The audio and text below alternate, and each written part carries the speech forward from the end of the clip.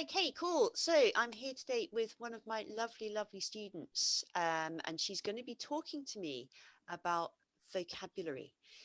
So this student, who I'm going to introduce you to in a minute, has been really impressive over the last year or so with the way that she learns and uses new language. And so I wanted to really talk with her and then share with you what she does and how she does it. So this is lovely Zara. Hi, Zara. Hi, Zara. How are you doing? I'm good. Thank you.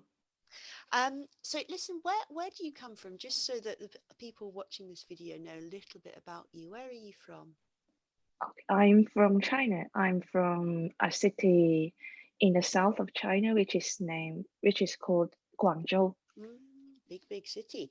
And how long have you been learning English now? I think more than 10 years. I started to learn English when I was in the third grade in elementary school. Mm, that is a long time. And Mm, so your first language is Mandarin Chinese, and you speak English mm. very well as well. Do you speak any other languages, Sarah? Um, I studied Italian in my university, so now I can speak as well Italian. Mm. Yeah, your Italian is quite impressive. You lived in Italy for a little bit too, didn't you? Yeah, yeah. Cool. So how long have we known each other, do you think now? Maybe for more than a year and a half.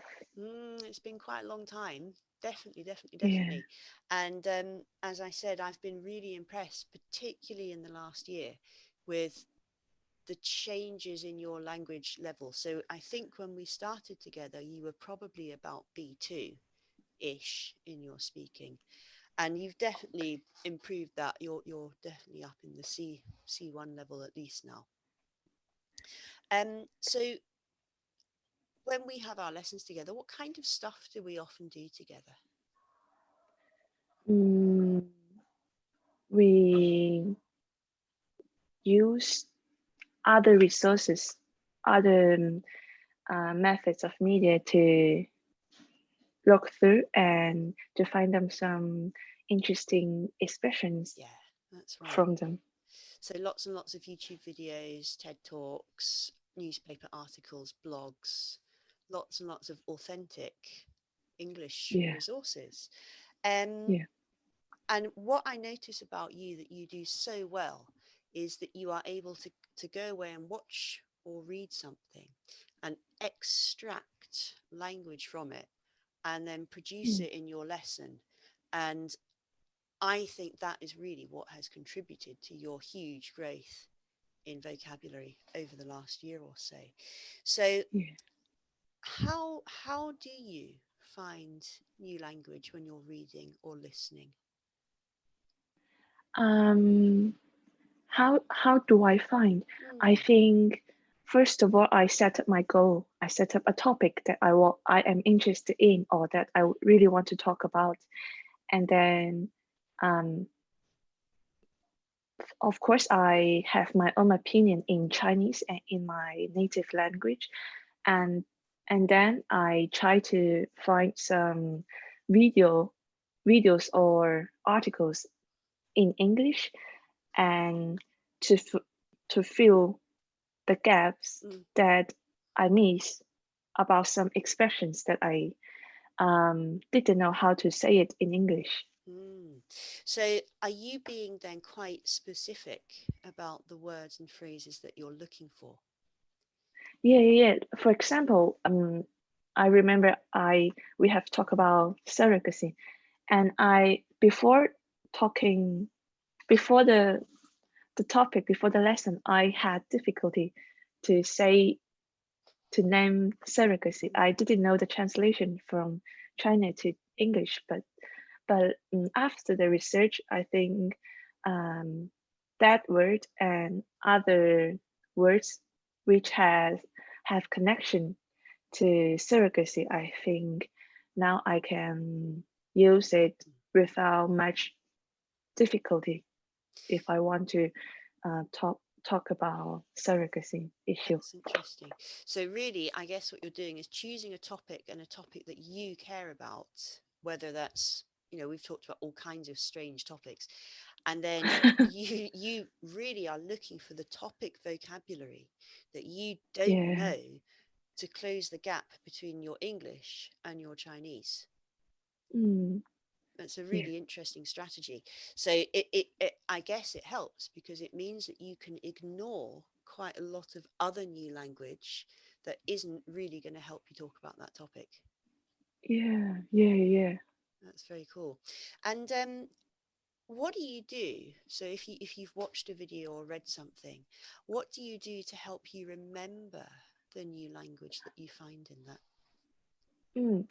Mm. Sometimes I might repeat a video because maybe the first time when I uh, watch it without stopping, I might have some difficulty to understand all. But um, after going through the first time, I can catch the main idea of the video, and then I might go back to the very beginning, and I might use um, the function Mm, of the subtitles of YouTube. Although the subtitles are not 100% accurate, but they are more or less accurate, mm, and I can find some useful expressions from there. okay. And do you write those expressions down after you find Yeah, them? yeah, yeah, yeah. Sometimes I might just Transcribe. transcript, transcribe.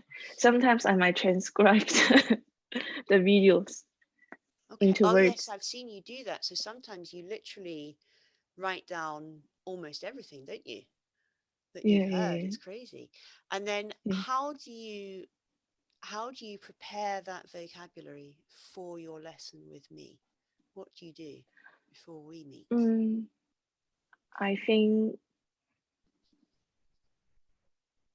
by all those steps that I have done, more or less I have memorized mm, the words, the expressions, because those words repeat and repeat during all those works that I've done, and I can say it without difficulty in our lesson.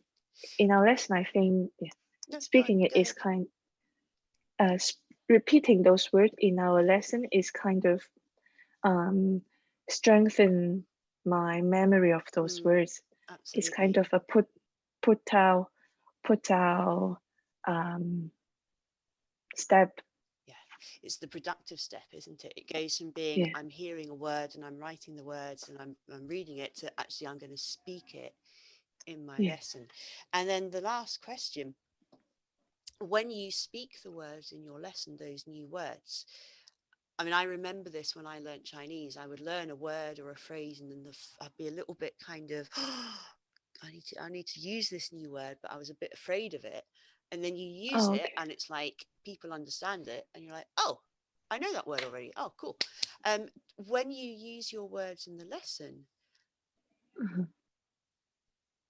does it feel like, okay, Sarah understood that word, so I know that word? How does it make you feel when you successfully use this new vocabulary with me? Oh, that I am super happy, and I don't find myself embarrassed to to when I maybe pronounce badly a word or use badly an expression.